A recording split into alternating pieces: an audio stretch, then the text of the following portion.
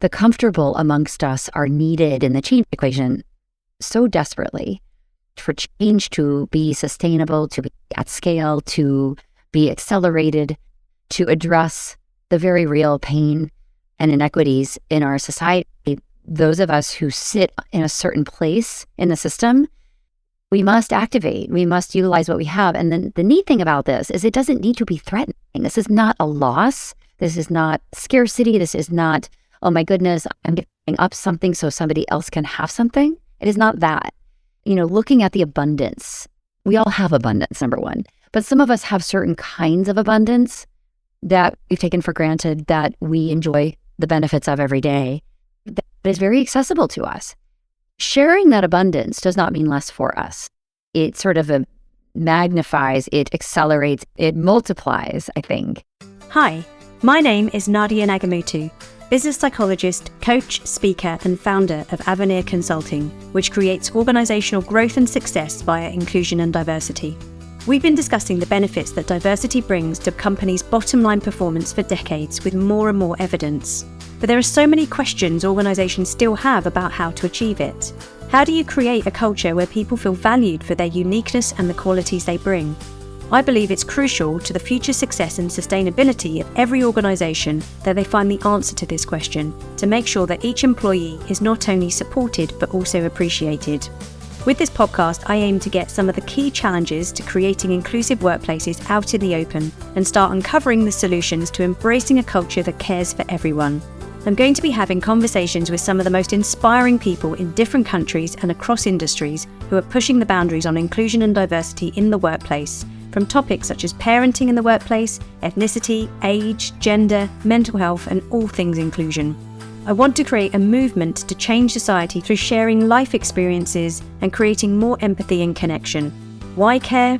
I believe that once we have organisations and societies that accept and value everyone for who they are, we become healthier, happier, and better in our roles both inside and outside work. Hello, and a huge welcome to Season 4 of Why Care. My name is Nadia Nagamutu, and I am your host. As the season kickoff show goes, this has to be one of the finest yet. I am delighted to welcome one of the most influential thought leaders in the DEI field, Jennifer Brown. When I first met Jennifer, we hit it off instantly, and a half-hour conversation led to her agreeing to join me on Why Care and for me to do a takeover of her podcast show, The Will to Change. If you didn't catch it, I had an incredibly powerful conversation with Dr. Pippa Grange and Errol Amara-Sakara on The Will to Change, episode 260. Jennifer is an award-winning entrepreneur, speaker, diversity and inclusion consultant, and author.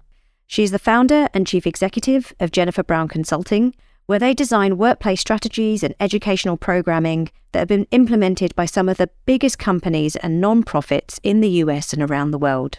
Jennifer is 3 times author, including the best-selling book, How to Be an Inclusive Leader, Your Role in Creating Cultures of Belonging Where Everyone Can Thrive, which was named one of Catalyst's 5 must-read books on workplace diversity, equity and inclusion in 2021. The second edition was released in October 2022 and goes deeper into the complex topics of identity, privilege and equity. In our conversation, we talk about the discomfort that inclusive leadership triggers in people and how to overcome the fear associated with scarcity for those who feel DEI will mean they lose out. Jennifer talks about building community and welcoming everyone into the conversation, and what DEI practitioners need to do differently in order to help create that. We talk about the different stages of the inclusive leadership journey as set out in her book, and where people tend to feel really challenged and uncomfortable. There is so much to learn from this one conversation alone. Enjoy. Hello, Jennifer. It is such a pleasure to welcome you to Why Care. Thank you so much for joining me. Thank you. I'm so excited to be in dialogue with you and learn together. Oh my goodness. So anyone who's anyone in the diversity, equity and inclusion world will know you because personally, I think you're famous. With over 20 years of Jennifer Brown Consulting and doing incredible work in this field. So for me, it's an absolute pleasure to spend this time with you and learn from you. So thank you.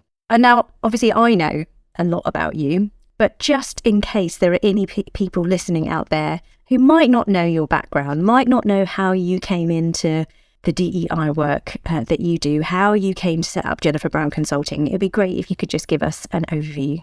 Well, in my 20s, I was heavy into nonprofits. I really wanted to make a difference. I gravitated towards anything that would have an impact. And I did community justice and organizing and advocacy for communities in the Boston area. And I really felt very fulfilled with that work. But at the same time, I was always singing. So every night I would be out at some rehearsal or other. I was in the Boston Symphony Chorus, actually, and traveled all over the world with them. And it was so incredible. And having grown up in a musical family and always having this interest and curiosity about what would a career be like for me in that field, I ended up moving to New York City to pursue it full time. And I got a master's in operatic vocal performance from Manhattan School of Music. And again, really felt I was right in the sweet spot, having dreams of making my living as a performer. And unfortunately, through the course of operatic training, I ended up injuring my voice. I'm not sure why to this day it happened to me. Well, I kind of know now, but at the time it felt really, really heartbreaking. And to remedy the injury that I had from overtraining, I think I had to get surgery. And that happened several times, several surgeries to repair my voice. And recovering from that entails that you are silent for a period of weeks so that things can heal. But what comes out when you finally make a sound is something that is unrecognizable, of course, and you need a lot of speech therapy to bring it back, which I did. But ultimately, I would realize that performing 8 shows a week, for example, or singing, aria after aria was not going to be in the cards for me from a stamina perspective, and I would need to seek another purpose in life. So while that was a really hard time in my life that I still get really emotional about what could have been, I actually reinvented. Subsequently, I followed some advice. Many performers find their way to the world of training and development and learning and development because many of us were very empathetic. We like connecting with people. We like performing in a way, but in the sense of teaching and facilitating dialogue. So I followed that advice I got from some mentors and ended up getting a second degree in organizational change and leadership. And feeling again like I had discovered something that would play a very important role in my life. And indeed, it would. I would pivot into that field. I would have some roles in HR as a training and development leader. And then subsequently starting Jennifer Brown Consulting almost 20 years ago at this point, and beginning to build my team and our client work, starting in team development and effectiveness and leadership, but pivoting into DEI because I'm also a member of the LGBTQ plus community. But I was closeted in the workplace and always struggled with coming out and being fully authentic and aligned and feeling very passionate as an advocate on that topic on a personal level to create and be a part of creating a workplace that was kinder and more welcoming for people in that community. And these were very early days. I didn't realize I could do DEI as a living. I didn't know even what it was. But these worlds would kind of come together with my OD background and leadership background and my personal advocacy for LGBTQ plus inclusion in the workplace. Things kind of came together and I realized this thing called, and at the time it was really diversity, barely inclusion, and certainly not equity or belonging. But I realized, I think I want to do this, this thing. And I want to, direct Jennifer Brown Consulting in that way. And so I would build the team, build our expertise, begin to work with really incredible clients and feel that all of these pieces of who I am were sort of coming together in this magical, powerful way and very fulfilling way indeed, because it's so personal to me that I and I'm helpful in solving these problems because they plagued me. And I was very aware and still am very aware that they plague so many people that is underrepresented in the workplace that doesn't have a seat at the table. So I would build the company and I like to say at this point in hindsight, I have the clarity to say that I was meant to use my voice, just not as a singer. And it's an incredible time to be in this work. And I feel this sort of the culmination of a lot of the pieces of who I am and what I care about and what I'm dedicated to. And really what I want my legacy to be, which is to leave the workplace and employers better than the place that I experienced as a younger person, a place where we can all thrive, a place where we can feel seen and heard and valued for all of who we are. I love that story. I love how it started from a career in singing, or a hope of this big career in singing, and you had to kind of stray off that path and find a new purpose. And my goodness, what an incredible purpose, and something that's so personal to you. And actually, it brings me to one of my first questions that I had for you, because I got both editions of your book, I have to say. The first was brilliant, and then the second, I feel, just has more of you in it, which is equally as brilliant, offers the reader more examples, and I love it for that. But I was interested in that new chapter that's in your second edition, and I can hear you sharing your story. I can hear your voice when I read it, and that's lovely. Actually, it's very comforting, and the path that you've taken to becoming an inclusive leader. So what changed for you over the last 4 years from edition 1 to edition 2 that made you feel like, actually, this is a chapter that I really want to write and share? Thank you for saying that about my voice too. Speaking of voice, weaving that into business books is not something a lot of authors do, but it's so important to share my diversity story. It's one of our teachings, and I need to practice that. And so sometimes when I'm writing as a teacher, but not as me. So I love what you just said, which is that I need to be in there. I needed to go back and actually weave it in, because sometimes we can hide. Sometimes it's easier to not kind of explore and lay our own work bare and say, write about a concept and then say, this is when it really came to life for me, or here's how this landed for me, or here's how I talk about it, or here's how I weave my own story into my teachings. Because this work in particular, as you know, is so personality driven, lived experience driven, and so much a part of my credibility and my authority means that I need to unpack my journey. I think that enables people to trust me. I think we cannot teach this just from the head, but we have to teach it from the heart. And we have to not just talk about other people, but we have to talk about ourselves. And I have to talk about myself as a learner. And so my learning over the last couple of years has been to become more bold and courageous in naming all of the identities I carry. And I'm still a work in progress. And I want to put that out there importantly, because I think it allows people to relax around me and say, well, she's doing that, I can do that too. That's what I hope anyway. Setting that tone and creating the psychological safety to, as I unpack, others will unpack with me and alongside me. And we'll maybe go to some places that have scared us in the past. And one place that scares us that you're talking about is the question of privileges, the question of the tailwinds that have invisibly and silently sped us along. We don't take those for granted, but we actually really look at them, talk about them, utilize that as a way of fueling our allyship, and utilize it as the way to normalize the speaking of something that's not spoken. And it's not only not spoken, but it strikes terror into the hearts of many people and many leaders. And I know this because it has done that to me. And so as I write, writing a book is a way of healing. It's a way of clarifying what you're most here to communicate and what is most important in what you want to teach and what you want to be in service of. And that has evolved. I love this saying, like, comfort the afflicted and afflict the comfortable. And I think in my early days, I was never like the sort of in-your-face activist, but I absolutely wanted to afflict the comfortable. And to me, in my early days, afflict the comfortable meant maybe, I'm just broad strokes here. As a female, cisgender female, it was men, male identified individuals. It was maybe heterosexual straight people who were not allies, right? It's my sort of early self activist. But coming to recognize I am in the comfortable category at the same time as I am in the afflicted category. I'm in all of those things. Yeah. So it's this beautiful realization that I want to challenge the comfortable in all of us, in myself. And I want to invite us to walk that path together, because the comfortable amongst us are needed in the change equation so desperately for change to be sustainable, to be at scale, to be accelerated, to address the very real pain and inequities in our society.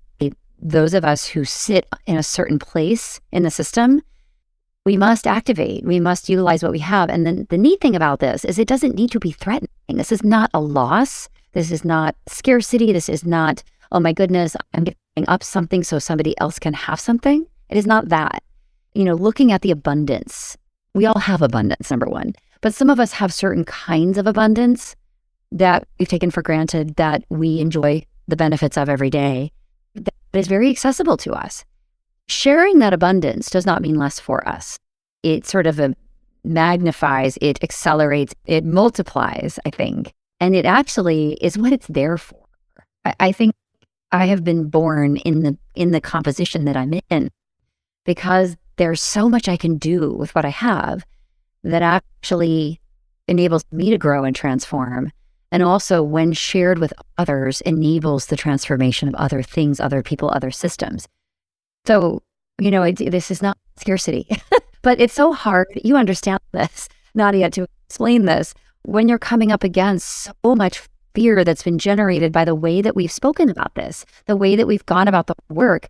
And I take accountability for that. Like, I think that somehow it has been communicated. And I'll use that. It has been communicated. We as a field, somehow we've sort of perhaps over-rotated to talking about the affliction, talking about the afflicted.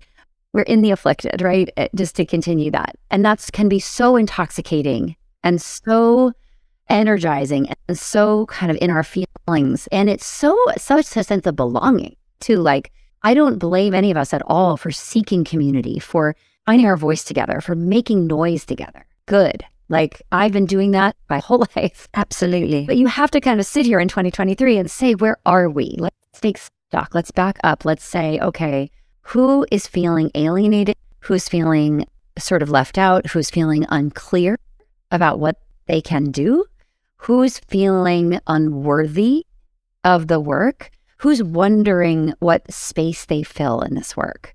I don't want anyone to be wondering that. We can get where we need to go if anybody's wondering that. So every day these days, I wake up and think, how can I inform that? Because I found my place, but I've only found that because I've been in this work for so long. And you say, who are my people? Like, who's the audience that really needs to see me and hear me and I can reach in a really unique way?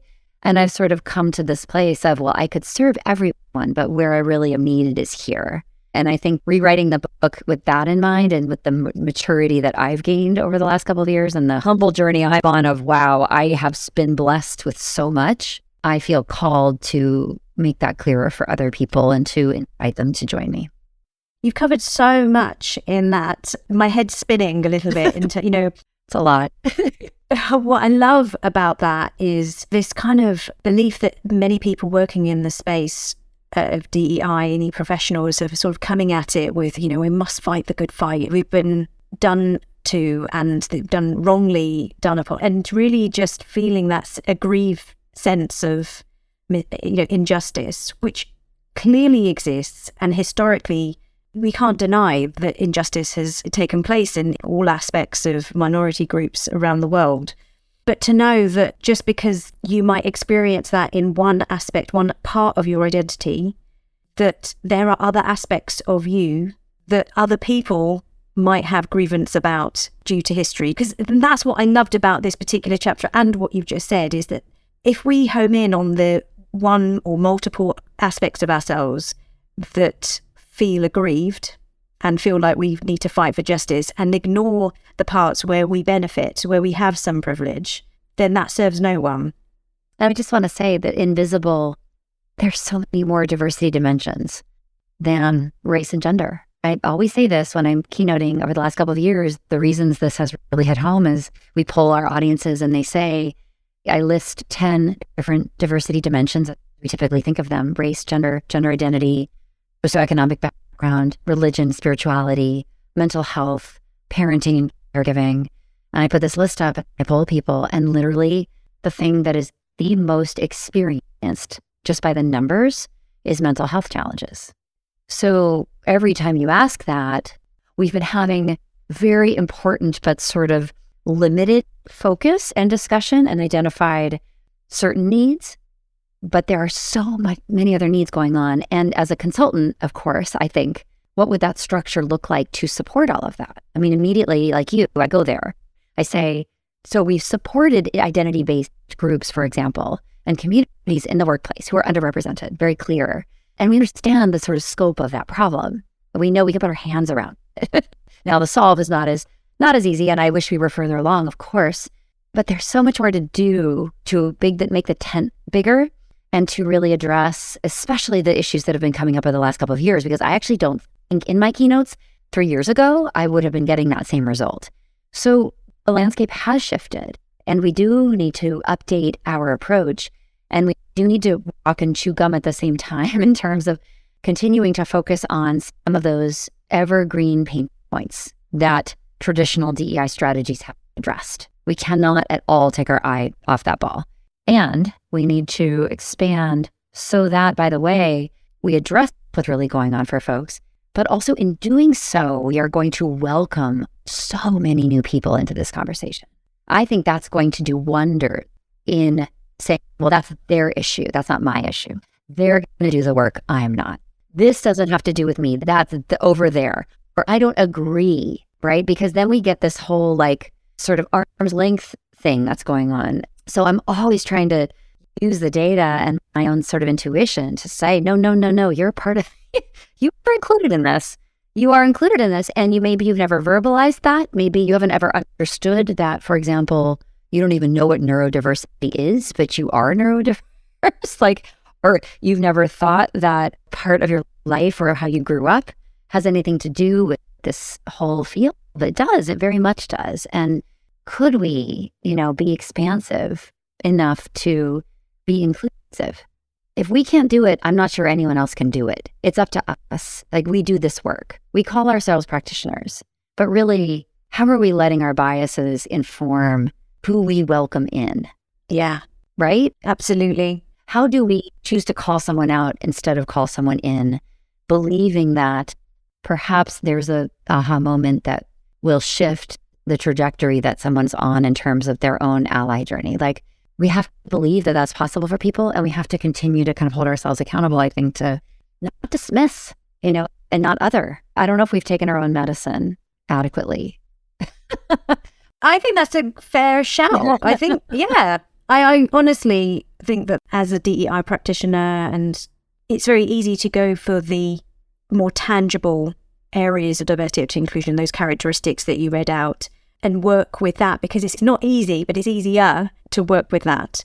Especially if you're not very experienced. I think there's so many new folks coming into the field. So maybe what I flashed to when you said that was, well, so I'm hanging out my shingle, right? What is the known? What is the map that we have? It is those well-marked paths, right? But at the same time, it's up to us, though, to go on the lesser known paths or to literally bushwhack. So I would encourage folks who are new in the work, think about what's not charted yet. Think about what you can locate and begin to explain and make clear, right? Because you're right, there is a lot of well-trod areas in this work. I mean, and I'm frustrated because I'm still looking at the same data and not seeing a lot of change. So I also think we need new thinking. We need new explorers. We need new people who are unafraid to, go into the thicket. Absolutely. And we have a lot of paths to put on the map yet in this work. I agree. I'm interested, your book, How to Be an Inclusive Leader, right? And you talk about this new type of leadership that's needed. You're moving away from what we know traditionally is seen and rewarded for in organizations in terms of leadership qualities. So, demonstrating strength, composure, charisma, confidence. And you talk about, and you role model it beautifully as well in the book, but you talk about vulnerability, and you talk about demonstrating empathy and being purpose-driven and socially responsible. And I'm curious, in the leaders that you facilitate those conversations with, when you're trying to get them to shift out of this quite fixed, in a way, belief system about what leadership is, what is it that you do to facilitate that openness to embracing a different type of leadership that's needed for inclusion? It's really hard. I met with audiences that are all different places in that journey. And it's also complex because every senior leader audience is full of individuals who are at different places. Of course. So you know this, right? When you facilitate a group, you're sort of like, oh, do I shoot for the middle? Do I work with the, early adopters? Do I ignore the resistors? Like, Yeah. it's all, there's so many choices in how to approach. And this is the creativity and the art and science of this work. The art to me is sensing where a group is and where the individuals are in that group. That could be in very different places. And how do you kind of serve each of those folks? Because each leader influences the hundreds, thousands, depending on the size of the organization. So it's sort of a conundrum in change management and also in facilitation and also design. I think we're all designers. I mean, we walk in and you have 2 hours with a group of people. How do you design that time? But your question was sort of, what do you use in those moments? And I sometimes don't really know how I do things. And it's a bit of a blur. When you sort of feel like you're channeling something and, you're working from intuition and it's not always conscious choices, or you have a plan and you throw out the plan. Happens sometimes too. I tried to generate empathy. First of all, try to be vulnerable myself. I try to role model my own journey. I try to humanize the parts of me like we've been talking about, right? So I try to really credentialize myself also. And I don't mean my bio, but I mean as the learner. I mean as the identities that I carry. I also, nobody ever guesses I'm LGBTQ. So I think there's a moment there of bias that I can point out, and an aha moment right at the beginning. So it sort of puts a learner in the unstable place. The instability, I think, is where the learning happens, right? That's the growth mindset. That's the, oh goodness, like, okay, I better pay attention. I'm on the edge here. I'm on my learning edge because I already made an assumption about who Jennifer is. So I think this is why telling our diversity stories, however scary that may be, and what's invisible about us in particular, if we can, in addition to what's visible, such a powerful tool. That's why I really invest a lot in that and think a lot about it. But then, some people love the business case. Some people need to see the facts and figures.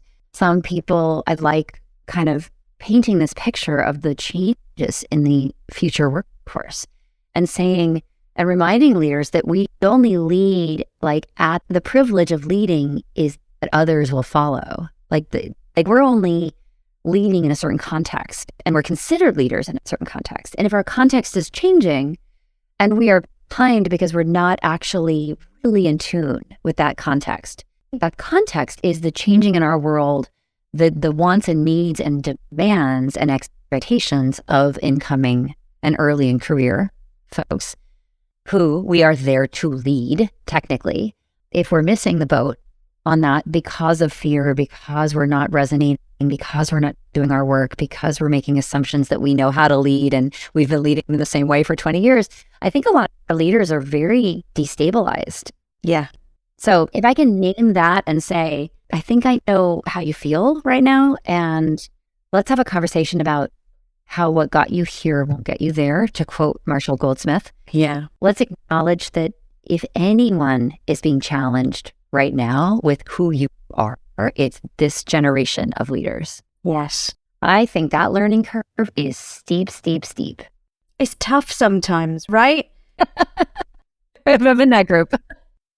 When I'm in a room and I see the struggle, you can visibly see that struggle sometimes in these leaders that you're working with. They hear you, but they're not processing what you're telling them because there's almost like a barrier that's preventing them because they've got such a deep belief system about how they lead, which is constantly being reinforced all of their leadership life, that they are an amazing leader, that they are, they've been told they're inclusive. They've had loads of 360 feedback that's told them amazing things about how brilliant they are, and they've got all of this proof, this evidence, right, that they are amazing at what they do. So sort of like, they look at me like, I hear you, Nadia, but what you're telling me... I'm doing great.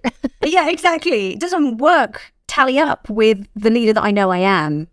And, and also some of the messages that, it almost feels conflicted messages. So what I'm saying is, in order to create a sense of belonging, you need to see people's difference. You need to acknowledge and see them for who they are and really have this open conversation with them to understand that their experience is different to yours, and to be open to and curious to embracing that understanding and to then do something about it. And there's this sort of perplexed look on their face when they're sort of thinking, okay, so what you're telling me is I need to treat people differently and I need to see that they're different, and that will help them feel like they're not different. And I'm like, yeah, it's kind of. Don't you ever feel like you get wrapped around the axle of the conversations and sort of like this circular, like, wait a second, like, what am I actually saying? And does it make sense? Yeah. I know. If we could hone in on where are they in pain? Like, where do they, maybe it's just hard to really access that because the ego is so strong. I love referring back to how the companies in Good to Great, remember that book? Yes. And any book that's been written, right, in the last couple of decades about, fabulous companies, it's like, what's happened to all those companies?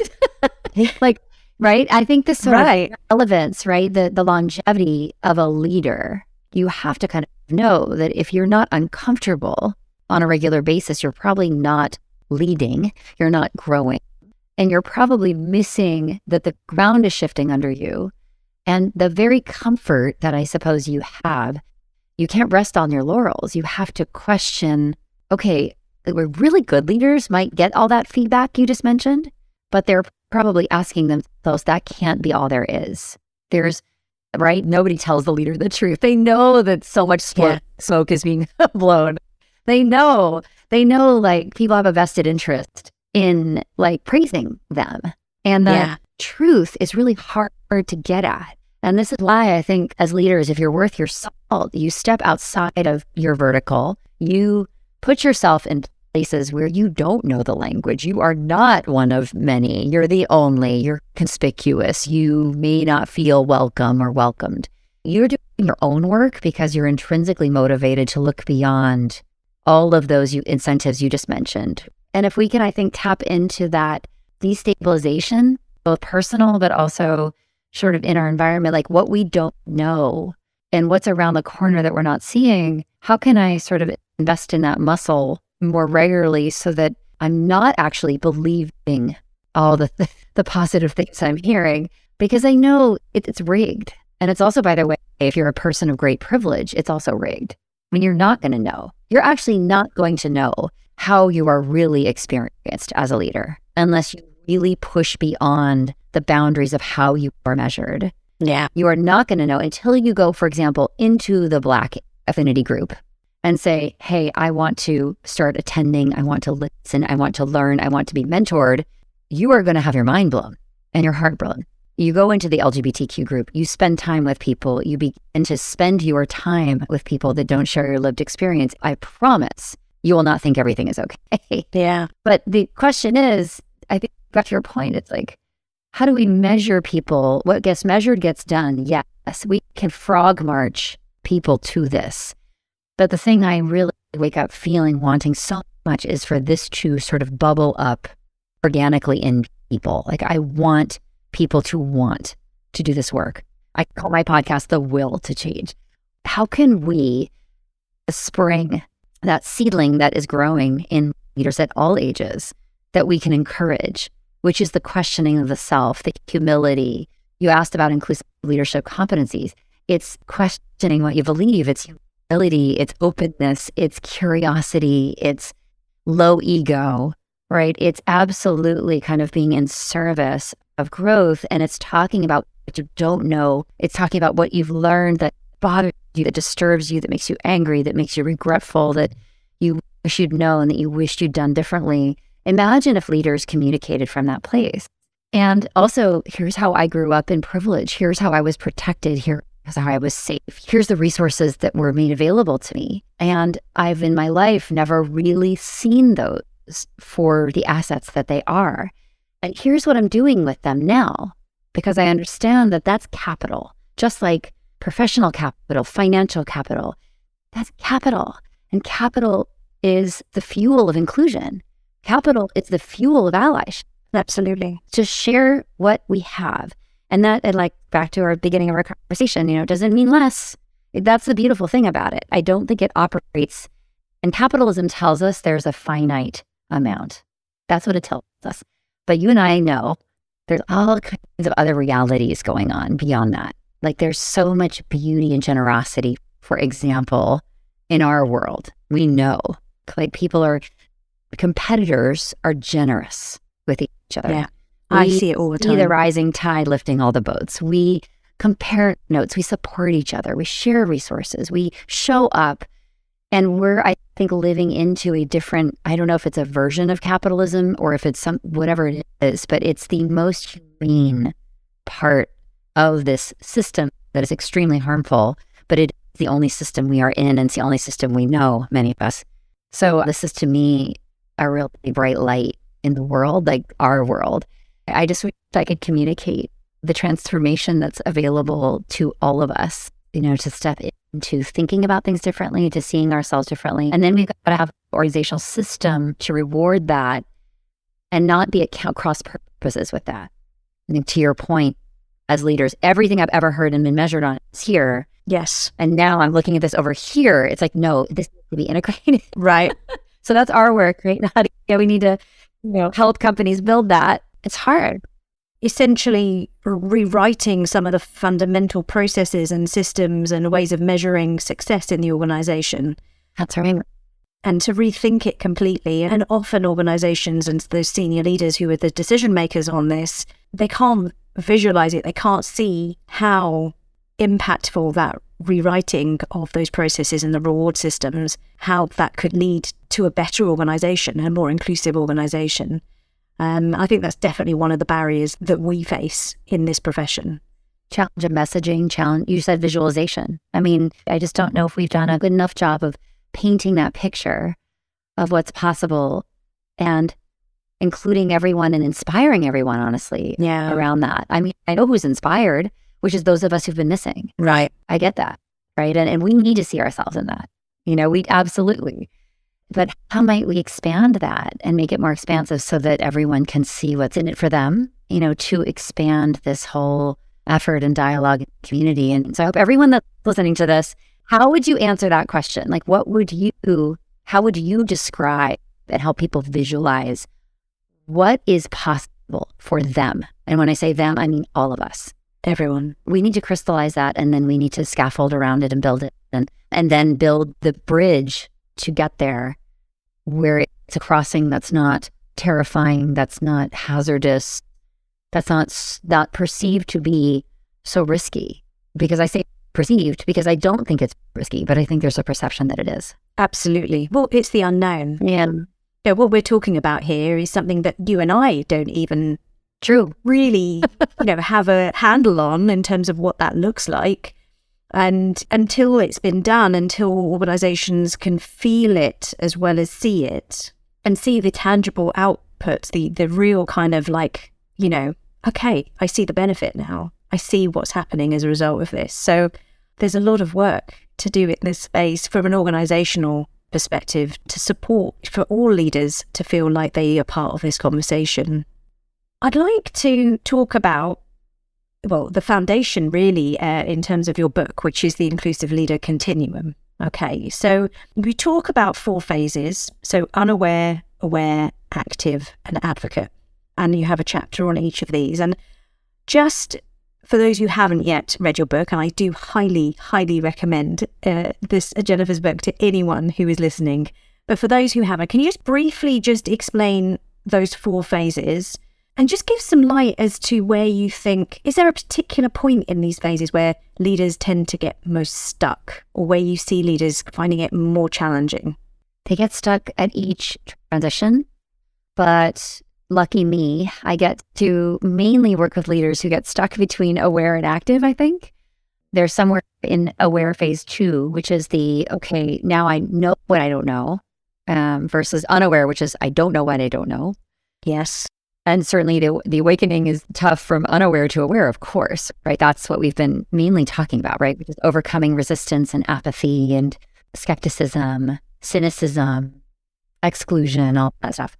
But crossing then from, okay, now I know what I don't know, which is where phase 2, and I'm sort of deepening my knowledge. I'm trying to learn. There's difficulty in that. It's overwhelming. It can be shame-inducing, guilt-inducing, a lot of reflection, a lot of overwhelm. But then the crossing to action is tricky, especially in these times, which don't, I think, tolerate the way we learn, the way we need to experiment and fail forward in order to learn. I don't think, as much as we talk a big game about growth mindset in companies, we do not apply that to our own inclusive leader journey. So when we move from, okay, I've learned these things and aware phase 2, and now I'm going to move to active phase 3, and I'm going to begin to speak differently. I'm going to begin to open new conversations. I'm going to begin to talk about what I don't know. I'm going to begin to maybe be vulnerable in terms of my own storytelling around my identities. I'm going to start to hold myself accountable and, train myself to notice biases around me and not just notice what's going on, but actually speak it and follow up and address, right? That's active phase 3. So people get stuck in the perfectionism trap between aware and active. They get stuck in the not knowing and not having mastery, if you will, of knowing like how something's going to turn out. Because like you just said, there's so much we don't even know. We can't really see the other side of the shore over that bridge. It's the future, and we can kind of imagine and visualize and hope. So I think that we as humans, we like to know where we're going to land. We like to know and predict what will happen. Oh, totally. But we are so cynical about what's going to happen. I remember coming out, I always think about this. I think when we come out as members of the LGBTQ plus community, we're terrified, but often it goes better than we think. And so to me, that tells me something about human behavior. I mean, that's true for me, that it almost always went better. So what does that tell me about humans? We're and I'm a glass half full person, and I still thought it was going to go horribly. So I just think we're very cynical. We don't give ourselves enough credit. We don't give others enough credit. We don't believe that things may turn out differently and better, and something may be discovered that we can't even imagine. I just don't know if we're very good at that. So, and we're a bit lazy when it comes to discipline. And discipline of inclusive leadership is doing a little every day, right? Is eating better, it's exercising, it's saving for the future. It's, it's all of those things that maybe aren't fun, but that develop our ability to lift more weight over time with less soreness, right? That we gain in strength. We are more comfortable. We have mastery of how to say it, what to say, and when, and what's the impact that it's going to have. We have like multiple examples under our belt that we've learned from and that haven't been perfect, but that have enriched us in terms of our own self-knowledge and have also contributed to our skill. And so that fourth phase then is to be skilled, brave, courageous, extremely sensitive to how to use our voice, when to use our voice, what we can do, where we can influence. And so the advocate phase 4 is the fearless, the resilient, the exact. To me, I think that is when we've calibrated, who am I in this system? Where am I an insider? Where am I an outsider? What can I leverage? What can I push on? What can I do that's going to make others uncomfortable so that they will grow? Like, how can I role model what getting comfortable and uncomfortable looks like? And then how can I create more space to move people up the continuum? So that's really advocate phase 4. So where do people get stuck? I think between the aware and active is the place. And I know exactly why. And I think we need to invest in that and hold a lot of space and be super gracious with ourselves and others as we learn and create enough kind of resiliency and flexibility and patience and forgiveness and all that stuff that we need, like that graciousness with each other so that we can grow. We all need to return to the fact that somebody has been gracious with us as we've learned. That means that we can turn around and reciprocate with that. And I don't think a single human has ever known all the things perfectly. So whenever we get on our high horse and say, why didn't you know that? How could you do that? That harmed others. Like, that's inexcusable, you're canceled. Or you don't know, you need to sit down and not contribute because whatever, you are too privileged. that is destructive. While it may feel wonderful in the moment, it may feel satisfying, it may feel like I'm in control and now I have power. It is a short-term win. You might win a battle, but I hate the battle and the war. We need to have another metaphor for that. But it's like winning the battle, but not the war. It's like, let's have a long-term view on nurturing the journey of others, because as they travel that journey, they can help and be a part of and contribute in a way where we need them to contribute. I only look at it that way. I don't see bad people. We've all said something, we've uttered microaggressions, we've all been there. So, but what we do about that can come from a place of kindness. Sometimes people are irredeemable.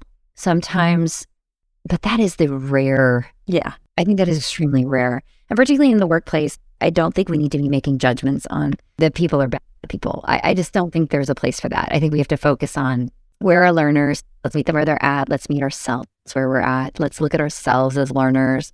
And I think that energy is so much more collaborative. It's so much more, hey, we're sort of peers, like in different places, but we're all kind of attempting to cross this bridge together and help each other get across it, and valuing each of the way that we do see the future. Because if we ignore that and we tune it out or we judge it, we will sort of squander the opportunity that exists in each of us to contribute to change. Yeah. You've covered so much there. And as you were talking, I was thinking of this analogy of like riding a bicycle where, my littlest, she's only 2, and, she didn't really know that a bike existed when she first, she was completely unaware that bicycles existed. They were a thing. And then, of course, we gave her a bicycle for Christmas, a little balance bike. And, and then she's really unsteady on it. She's kind of standing and walking, on this bicycle, thinking that she's riding it. Oh, it is, really awkward.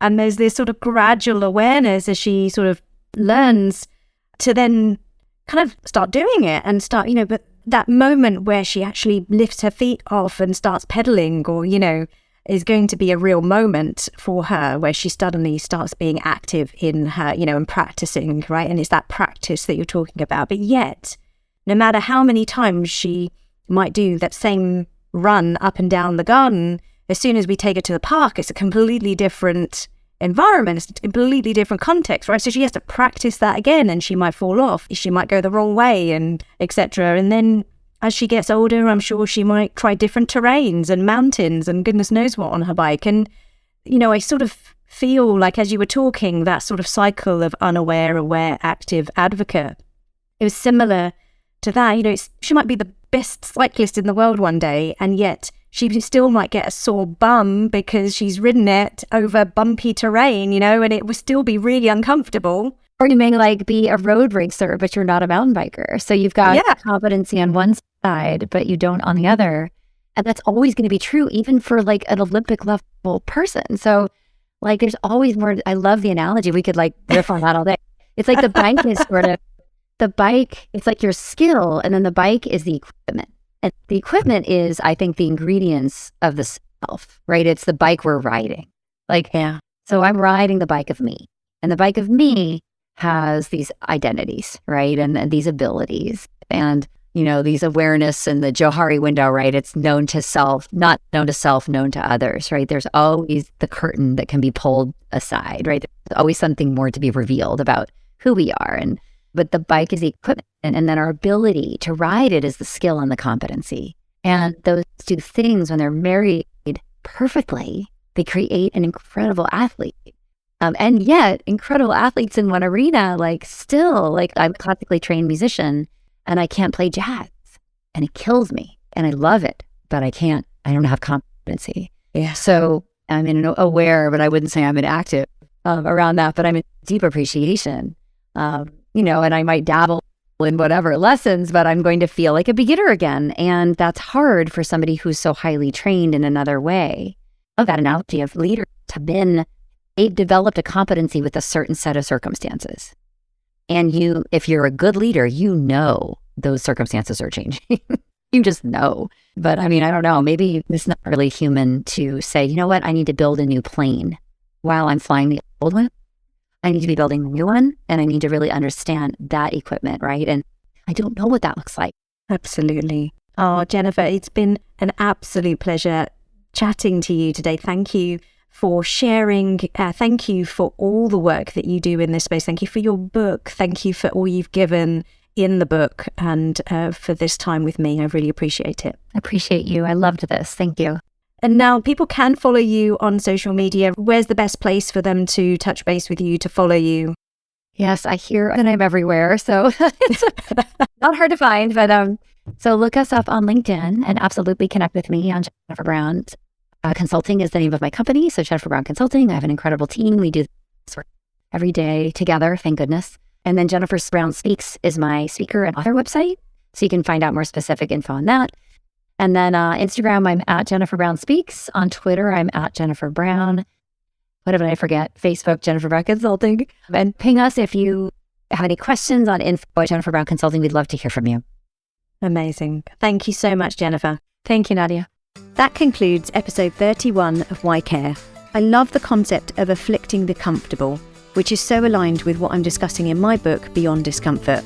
As inclusive leaders, we need to be ready to role model vulnerability and sit with discomfort in the knowledge that that is what being a leader means. Do let Jennifer and I know what you thought of today's show. You can find me on LinkedIn and Twitter with the handle @Nadia Nagamutu. As always, I really appreciate your support of this podcast through leaving a review on whatever platform you're listening and spreading the word by sharing it with your friends and family. Huge thanks to Mauro Kenji for editing this podcast and Glory Olubori for supporting with the show notes and getting it out there on social media.